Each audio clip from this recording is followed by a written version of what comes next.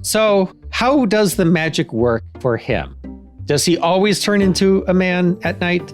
Or is he turning into a man at night because the magic is wearing off, because the woods are being torn down? Oh, he has not previously turned into a man at night. She shows up and the proximity of her magic allows his transformation. So he's just like, oh my God, I'm cured. Yeah. But then the next morning, he's back to bird. Because her powers obviously increased by the moon. Yep. Obviously. That's tradition. Yep. Perfect. I'm picturing the scene. She's like, why is there a man in my house? And he's like, I'm a man. And she's like, yes, that's the problem. And you're naked. So his clothes don't transform with him? Okay, so it's not a Disney movie. It's a Touchstone movie. Yeah.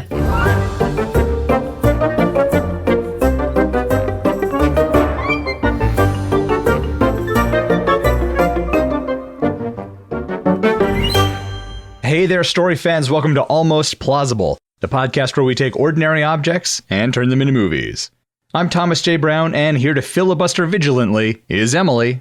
Hey, guys. And the only bee in my bonnet, it's F. Paul Shepard. Happy to be here. Building a birdhouse is a classic woodworking project for kids in movies. Have either of you ever built a birdhouse? Yes, I was a Boy Scout, so it was required. Same here. I've painted one. That's also fun. Yeah. I think I painted mine, so yeah. I don't think the birds were attracted to the smell of paint, and I don't think any birds ever used my birdhouse. I don't think I ever hung my birdhouse, so... I mean, I hung mine, but I also lived in the woods, and there were plenty of other places to nest. Much more natural places. I really thought for a second you were going to say that you lived in it. I was quite short as a child. All right, well, instead of building birdhouses, we are building a movie about a birdhouse. Shep, why don't you pitch first? Smooth. That was real smooth. Thank you. Okay, couple pitches here. All right. Pitch number one, President Bird, dealing with a crisis in the Bird White House from the West Wing. Hey. President Bird's been newly elected and wants to bring all the different bird species together. But bird citizens are deeply divided. You know, only birds of a feather flock together. Oh, okay. There is corruption, environmental disasters, and tensions with the neighboring lizards. Can President Bird unite the birds into a single flock? And it's about what it means to be a leader. All right. Yeah, I like that. I can see that. Pitch number two, you got a bunch of smart kids, and they're planning for their future, and they start a birdhouse making business because they want to save up for a nest egg. Hey. I thought you did like puns. You let me go first. This is what's going to happen. Okay. But a big corporation threatens to put them out of business. The kids try to come up with a unique design to set their birdhouses apart from the mass-produced corporate birdhouses. And everyone learns a lesson about teamwork and perseverance and the importance of following your dreams and how you can't win against the man. Sorry, capitalism. The importance of hiring a patent attorney. Yes. So those are my two big pitches.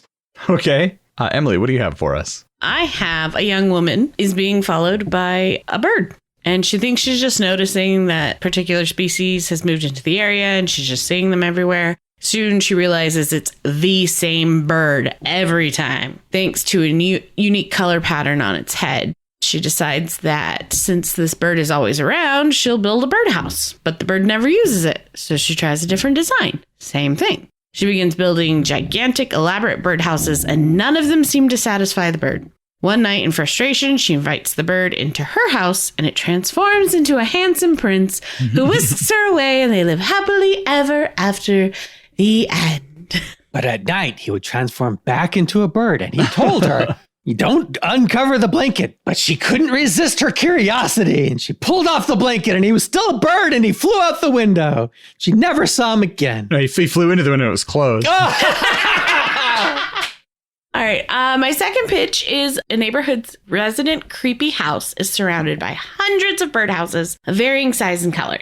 It's been this way for so long, everyone has forgotten how it started or why. Gemma, a new kid in the neighborhood, is very curious, so she just knocks on the door one summer afternoon to ask the homeowner, what's the deal? A little old lady, Maureen, answers and invites Gemma in. Inside, there are even more birdhouses. Maureen reveals that it all started as a project with her father, and she's been building them since she was a child. She tried to sell them, but not too many people were interested, so she kept them in her home and kept building them.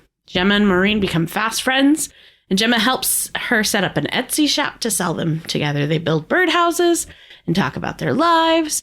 It would be a heartwarming story about intergenerational friendship and the bonds we can make with others in our lives. But a big corporation. Yeah, exactly. And I would be remiss if I did not include a serial killer. Ah, yes. Birdhouses with body parts in them start showing up around the city. It is soon discovered that the body parts belong to different victims. The police are on the hunt for the birdhouse killer. I see. I'm thinking animated. If they're all anthropomorphic animals. The police are cats. No, the police are dogs. The killer's a cat. All the victims are birds. Yeah, that makes sense. Make it family fun. About murder. Your turn, Thomas. All right. So mine is an animated film. In a suburb of birdhouses, an old rundown mansion is rumored to be haunted. A group of fledglings dare each other to spend a night in the haunted birdhouse. None of them want to admit to being scared, but they're definitely all apprehensive. They lie to their parents and meet in front of the birdhouse after dark. They sneak inside and begin to explore. All of them are on edge, and their nerves aren't helped by the noises they swear they can hear and the movements they swear they can see out of the corners of their eyes. What's actually lurking in the dark is more than any of them bargained for. A snake. Once they realize the danger they're in, they all agree they need to escape, but getting out ends up being rather more difficult than getting in, especially now that the snake knows they're there. It's a python. It just wants to hug everyone. Yeah. Well, here's another one. He's a viper. He's come to Vosh and vipe the windows. Right. Excellent. Yes. Yeah. So which of these are we liking? Yeah. Is there one of these that we particularly like? I like yours, personally. The one about the haunted mansion? Surprise! Wow. I can't believe you let him even finish the pitch. It's more of a bird mansion, though. Is it a bird house? I mean, a mansion is a house. This is true. I mean, it doesn't have to be a mansion. It could just be the spooky house. That's big enough to hold snakes and several birds in multiple rooms. Yep, needs to be a mansion. I think of the ones that we've pitched, mine is the most exciting. If we want something that sort of like has some action to it. See, all I can think of is Monster House, where the kids go into the spooky mansion in their neighborhood and the house is alive. Yeah, but this one's different because there's a snake. Right. This one's different because it's a snake and not the house itself. Turns out it's a snake that has been building birdhouses and needs to set up an Etsy shop. Why did she keep building birdhouses when they weren't selling? Is she mentally deranged? Perhaps. Well, I like the one where a bird is following the woman around. Yeah, I was just thinking about that one. Like, what is the conflict in that story? Well, we can change, obviously, lots of it. But as is, I would say the conflict is she wants to provide a home for the bird, and the bird is displeased with her attempts. So it's a rom-com. I'm just picturing like she puts out a nice bird house and the bird just comes up and kicks it over. Not breaking eye contact with her the whole time. Oh, so it's a corvid then, huh? Yes, obviously it's a corvid. So this is like a prince who has been turned into a bird. This is like a curse that's been placed on him. Yes. Presumably. Why does it have to be her? Yeah, that's a good question. Maybe this is like kind of a rural setting, and so this is like his house. So she's living in his house. This house has been empty for a really long time. It was abandoned, but Right. it wasn't really abandoned. The occupant was transformed into a bird 300 years ago. Right. Oh, and it has this royal heritage. Yeah. Oh, this is the former prince's house, and then he just disappeared and didn't have an heir, and the line died off. And It's a great local mythology story. yeah. It was his hunting lodge. Right. It wasn't his main house. It was like some Right. separate house. Okay. I'm liking the story more and more. Yeah, than me too. I'm all in on this story. Okay. So All right. So it's Beauty and the Beast rules. Yeah. right. So where does this story take place? Does it take place in America or in another country? Surely in a European country. Okay. Sure. Small, tiny European country Yeah. that most people don't even know exists because it's one town on the coast. What are the countries in Princess Bride? I can't remember. I don't remember. Believe I can't remember. Wasn't there another fictional country between two countries in the Princess Diaries or the... Yes. Yeah. Mulvania. Mulvania. And then there's Mypos from Perfect Strangers. Right. That's a little too backwards. We want it to be set in a modern country so it's easier to film it in Los Angeles and pretend it's this foreign country. Right.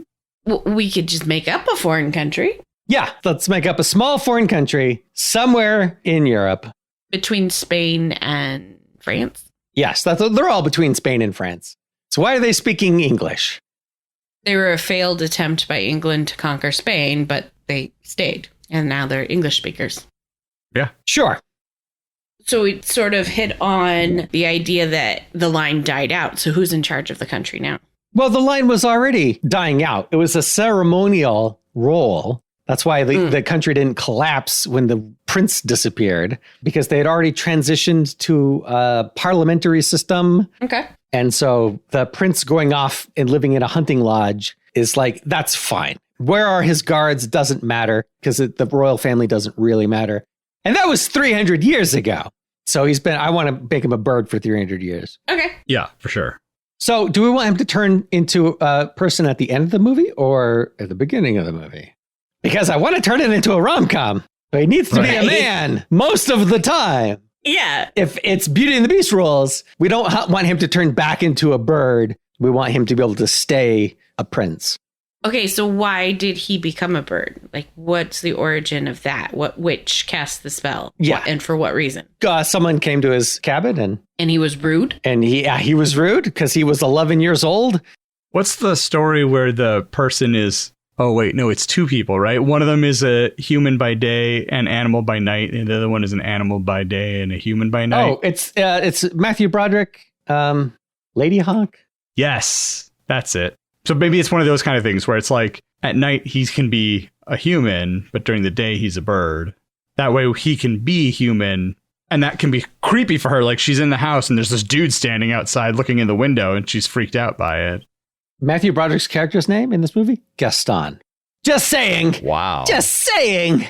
Well, I was thinking that he could have been transformed or punished for, since it's a hunting lodge, shooting some rare animal in the woods that the witch was like the overseer protector of. He shot the witch. Oh, She was transformed into a deer, and he just shot her without it so much as a, how do you do?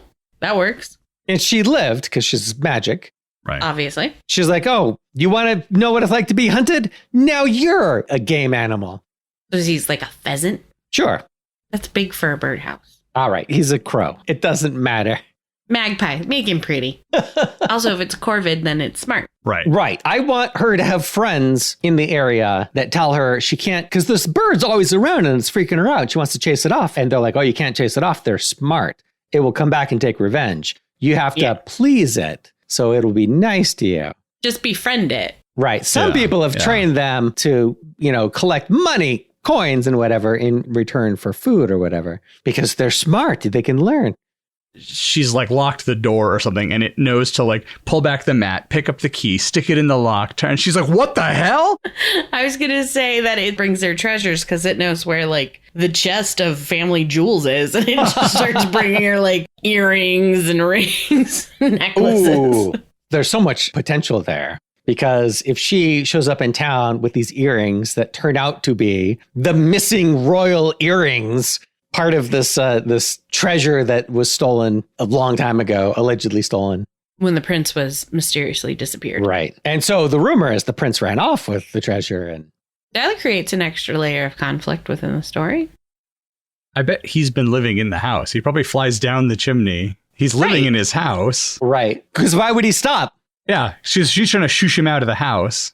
So she builds a birdhouse to attract him to live outside. She's like, here, have your own house. Maybe builds one that looks exactly like the house. Not at first. At first, it's like a super jank one. Right. It's, your typical Boy Scout one. So are the woods still there?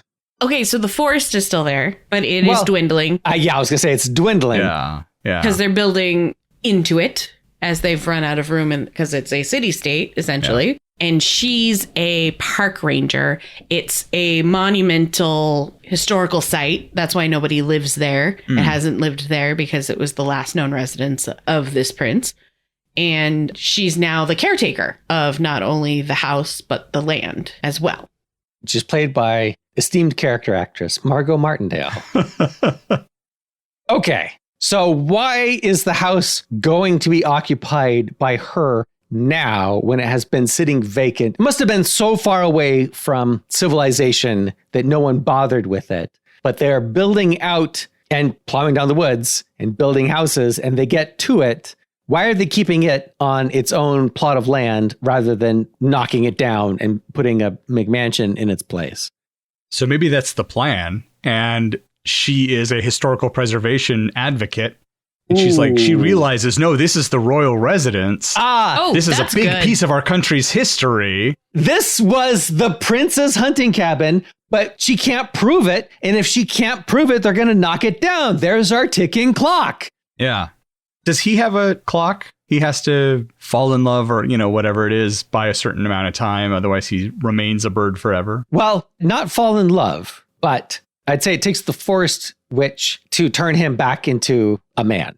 Like he can be a man temporarily, but her magic is running out as they're plowing down the forest. So he has to convince them to stop and that this is a historical site. Otherwise, he'll turn back into a bird full time and be a bird. How does he find the witch? Where do they find the witch? Where's she now? What's she doing? She's a park ranger, I thought. Actually, I like that idea that like the witch is long gone. And the historical preservation advocate is the descendant of the witch. Ooh, that is good. That's almost enemies to lovers. Yeah. I love it. Because then you could have conflict. You could have the bullshit argument at the end of the movie that breaks them up temporarily when he discovers that she's the descendant of the witch that cursed him in the first place. Because every movie's got to have that bullshit fight that we all know isn't a real fight. Whoa, I hate it so much. I'm going to storm away without asking any further questions. Wait, I can allowing explain. any conversation to happen. Let me explain. Okay, I take back what I said about it being 300 years ago. Because if it's more recent, then people will have been looking for, here's the dilemma. Will people know that he's the prince? Do we want people to know that he's the prince? Does it matter if they've already become a parliamentary system and the prince was the figurehead anyway when he disappeared? He could just be a dude. Right. That's what I was saying. Do we want them to know? What is his goal? To be a man again. Is the reason that they've moved on because the royal family disappeared and they're like, we kind of wanted to get rid of them anyway. And so he wants to come back and regain control? Or is he just all about becoming a man again? I think he's just all about becoming a man again. His parliament was already sort of running things. Well, he was the last of his line. I had said that, but I'm not sure. Because if it were A, more recent, and B, I'm hemming and hawing about it. Because if there's just, what do they call it? A proxy, king's proxy. Like a regent? Yeah, that's ruling in the stead of the royal family that's missing. And he could come back and prove that he is of the royal lineage. Then that could be important for some reason. Could the proxy be evil? It's Vizier. It's a Jafar. Yeah. But it's been 300 years. Is anyone going to believe that he's in fact the prince? Does he care anymore that he's the prince? Is he just really wanting to be a man again? And she wants to save the house, so they figure out how to do that, but he's never reinstated as that figurehead. Well, I mean, people do like princes and princesses. They like that fantasy. But then how can he prove that he is of the royal lineage if it's been 300 years? Because he has the royal treasure that's lost, the seal. That just proves that he's the descendant of the thieves of the royal treasury. Yeah. He looks just like the dude in the painting? Yes. Just like the guy. That's the standard. So do they just pass off that he's a descendant through Ancestry DNA or like 23andMe? It could be. I mean, it is the modern world. Is this a Disney movie or is this yeah. Yeah, who's making this movie? Because if it's a Disney movie, he's definitely going to be a prince again by the end. And she's going to marry him and she's going to be a princess. That's how it works. Okay. Yeah. I want it to be a fairy tale. So then the government that's there is like super corrupt and not working for the people. They're tearing down the forest. They're not tearing down the forest because they're running out of room. They're tearing down the forest to sell the resources to other countries to enrich themselves. Well, that's so common though. I would like it if they weren't corrupt at all. And it's just like, look, we're a tiny country. We don't have a lot of resources. Our treasury is almost empty. And they had a big population boom. They need more housing. I mean, she moved there. Or is she from there? She's from there. Okay. She's the witch's That's right. progeny. Yeah. That's going to be an interesting dynamic because to the prince, she's a peasant. And so when he's in his man form, he expects her to serve him because he's the prince. Right. And it's a modern world. Yeah, he expects a level of deference that she is not going to give him. Right. That doesn't exist anymore. Does she know that she's an ancestor to the witch? Descendant. Is there magic or descendant? Yeah, that's what I meant. Descendant from the witch. And does she have magic?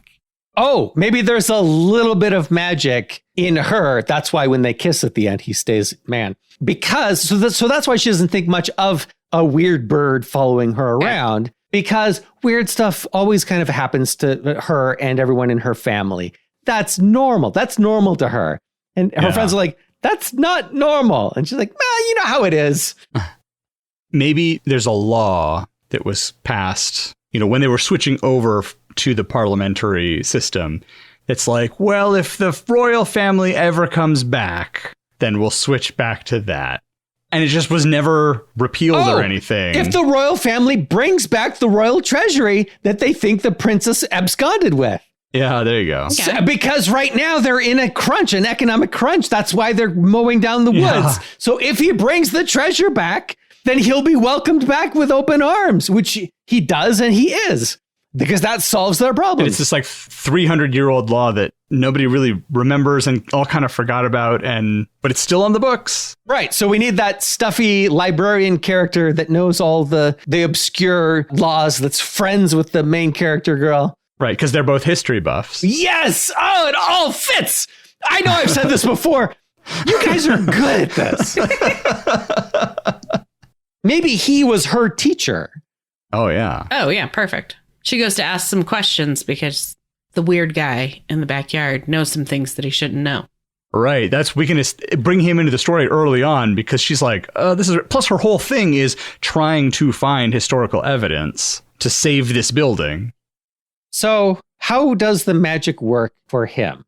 Does he always turn into a man at night?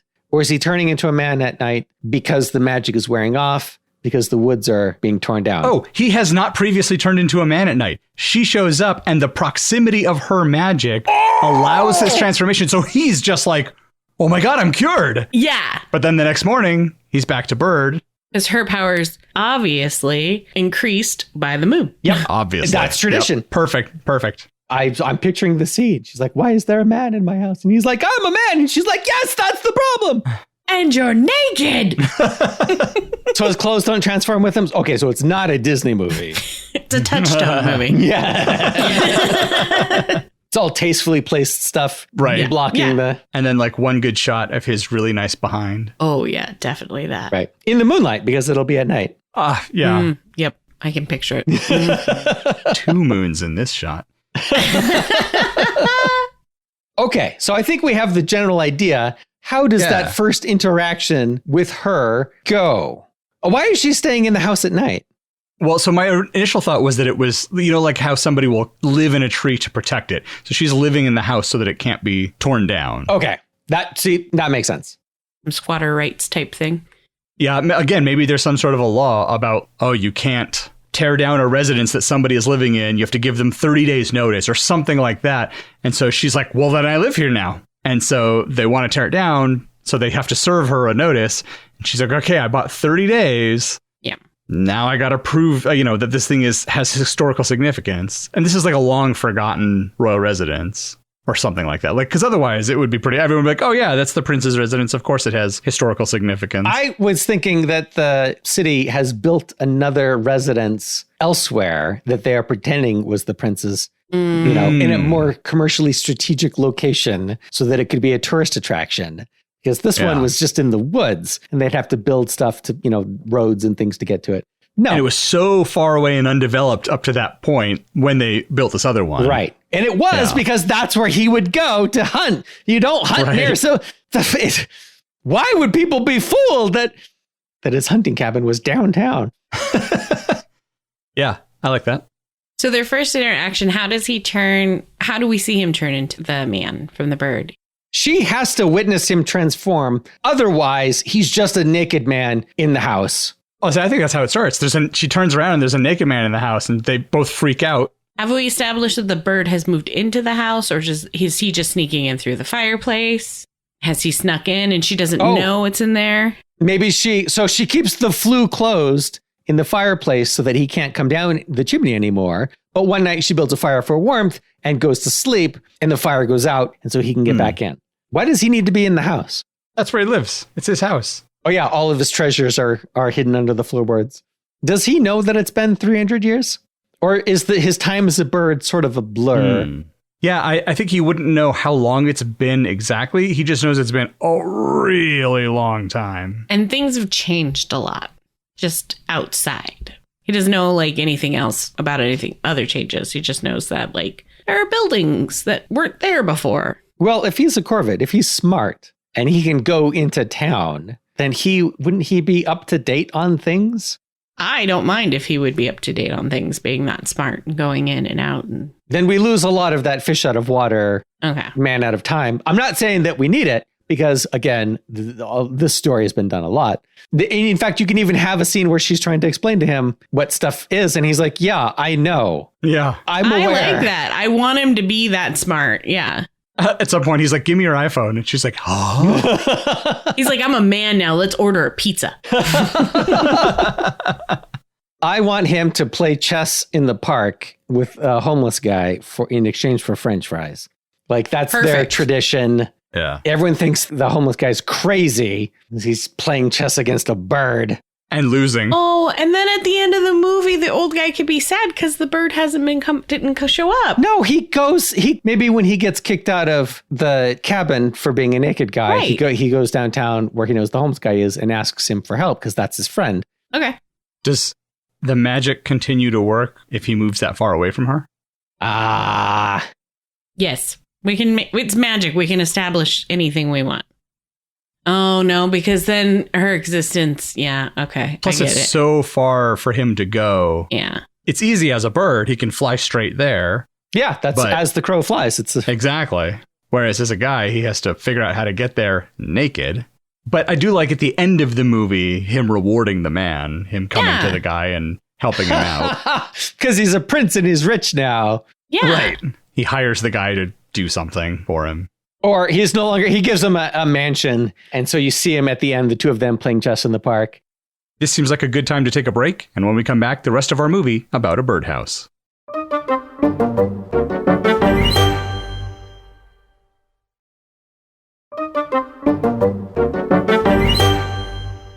All right, we're back. All right, so we need to establish how the magic works. And how do they discover each other's true identities? Well, if the magic works with the vicinity thing, obviously he'll piece it together when he gets further away from her and turns it back into a bird. Yeah. So she doesn't come home one night. He doesn't turn into a man. Yeah. He flies to find her, turns into a man. Drops out of the sky.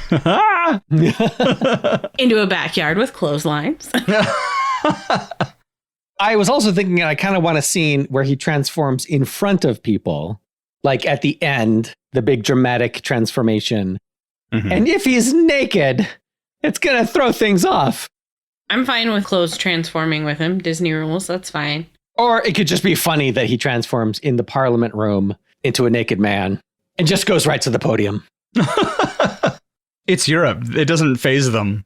Especially tasteful nudity, where it's, the microphones are blocking his crotch. Yep, I'm convinced he's naked when he transforms. Okay, so he's naked. I was going to say, because if it's that he has clothes, so the first time he transforms, obviously he's in his princely hunting garb from 300 years ago. Yeah, he could have like some princely seal or something that he was carrying with him. Then if he transformed back, he'd have it and he could prove, look, I still have the... Although if they just watched him transform from a bird to a man... Pretty sure that's convincing enough. It's very convincing. How is he able to prove that he's the prince? I still like the 23andMe thing. where he's like, I'm the prince. We have DNA technology. Right. Here's some things from my past that have my DNA on it. Here's my current DNA. Yeah, how long does DNA last? Well, you just need a descendant from the royal line. Well, that's the whole point, is there isn't one. DNA can last hundreds of years. Can it? Internet, please tell me. A study of DNA extracted from the leg bones of extinct moa birds in New Zealand found that the half-life of DNA is 521 years. Oh, wow. So every 1,000 years, 75% of the genetic information is lost. So 300 years, no problem. Within the time frame. Scientifically accurate. See, and then we can educate people. They will have learned something new from this movie when they go, hey, that's not real. And then they'll Google it and be like, wow, that's real. But if we're going to educate people, I would say that a good education is don't rely too heavily on the results you get from 23andMe, which are famously problematic. Right. We don't mention 23andMe unless they're sponsoring the movie as product placement, in which case we don't mention anything negative about them at all. Right. But DNA testing could be the solution. Sure. He's like, look, I know I'm 300 years old, but I've watched CSI. Yeah.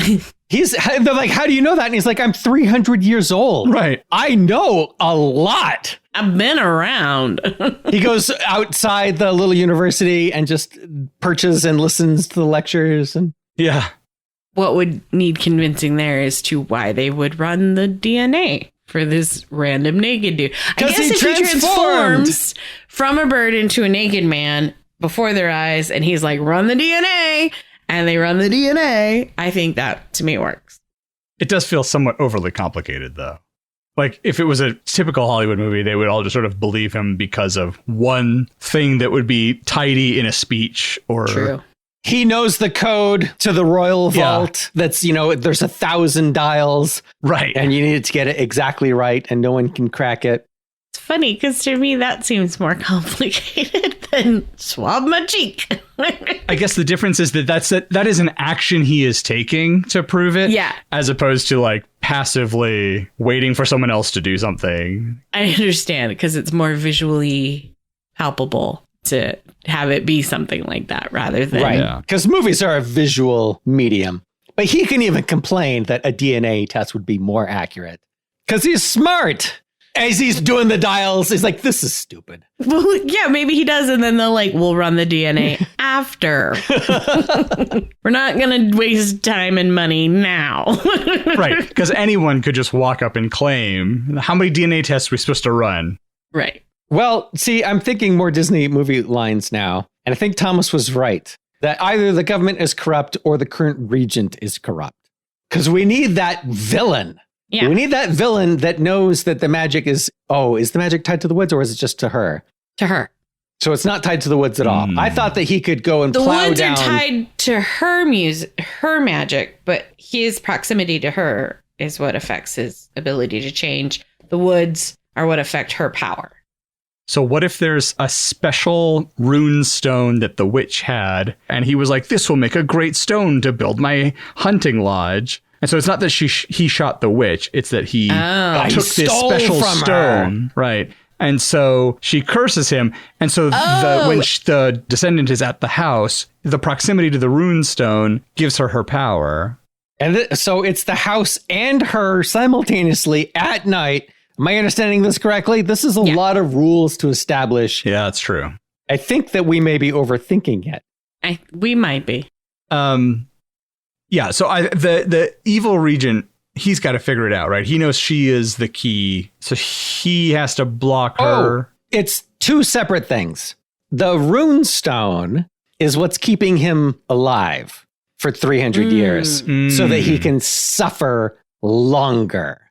So the regent plows down the cabin illegally at the end as revenge, because that's what villains do.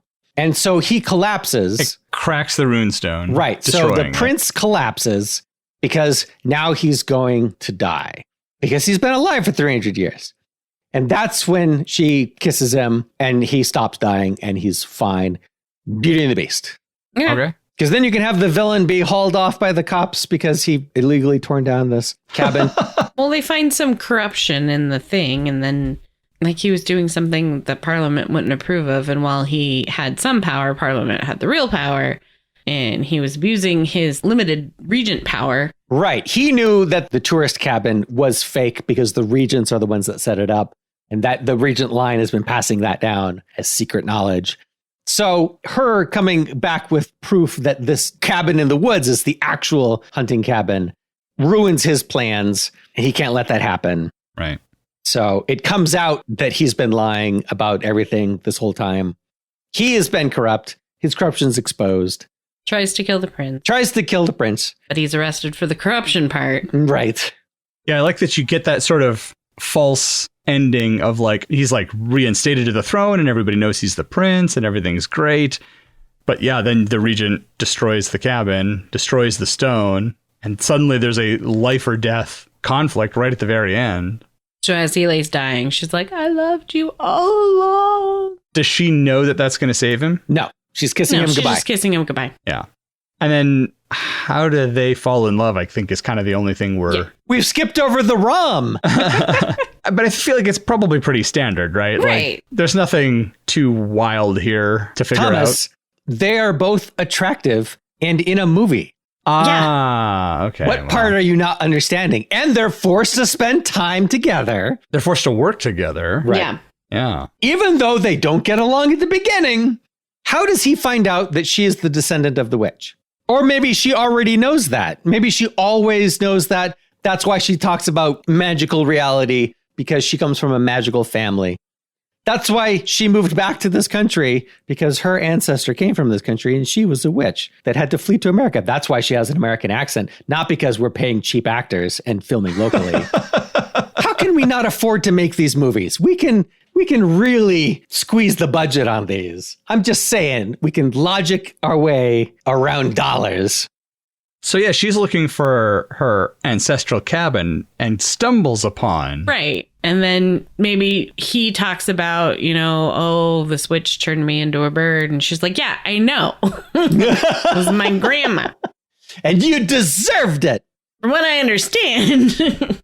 So does he steal from the witch or does he shoot the witch? Because I kind of want the witch to place the stone on the cabin to mark it and kind of curse him to this unending life. That's why she recognizes the stone, because it has her family mark on it. That's how she knows it's the cabin. That's how she knows for sure it's the cabin. She thinks it's her family's cabin because it's got this mark on it. But he knows it was his cabin. And so they argue over whose cabin it was. He was there. He knows. But she thinks she's he's like, lying. but it's my family. It's got my family mark on it. And he's like, you're the one. Yeah. That's great if that's at the very beginning, because then we don't have to have the bullshit fight at the end. Let's have it right away and have them be true enemies to lovers. Yep. Yeah. Yeah. This is better. Stop doing the bullshit fight at the end. Well, it's because the thing at the end is not conflict between them. There's other greater conflict. Yes, we don't need conflict between them. Right. By then, they've been working together most of the movie. They're on the same team. They've gotten to know each other and realize they are attractive and attracted to their attractiveness. They've just never expressed those feelings yet. Right. And then when it comes down to literally the last moment, that's when they realize it's now or never. It's now or never. So I think we have it, huh? I think we do. Sounds like it. I like this story. Yeah. I think this one's cute. I think it was good. I think that it came together. Well, we would love to hear your thoughts on today's show about a birdhouse. Did we feather our nests, or are we all bird-brained? Ugh. Let us know by leaving a comment on our website, reaching out on social media, or sending us an email. Links to all of those can be found at almostplausible.com, where you can also find complete transcripts for every episode, as well as links to the many references we make. Emily Shep and I will hatch more great ideas on the next episode of Almost Plausible.